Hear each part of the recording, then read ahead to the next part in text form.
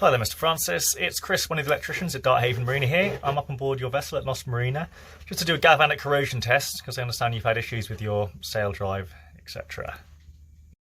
Now, to run the test, it's fairly simple. We basically have our silver chloride cathode, which is down in the water at the moment, down very near your sail drive, which runs down to our test meter down here, the negative of which is connected onto your sail drive here to give a decent electronic connection. Looking at the meter here, we are selected in aluminium and we are just at 1.02 millivolts at the moment.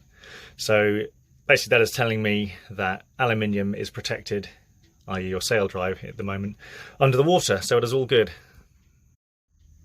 I also currently have your shore power turned on, as is your battery charger and your water heater, your chlorifier. These are obviously the often main culprits of any earth leakage, something like that.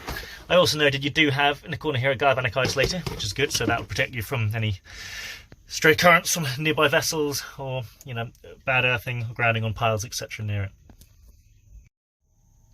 I've also have everything turned on your panel here, just to make sure there's nothing else causing any leakage, and we're still here in the green. The engine is now running, the seacock on. You can still see we are in the when we switch to aluminium. And you can still see here now on aluminium we are still in the green. So that concludes my visit for today. As far as I can see, there's no earth leakage issues on the vessel itself, and you're protected by your galvanic isolator from vessels around you. If you do have any questions or would like to know any more, please give us a call. Thanks a lot.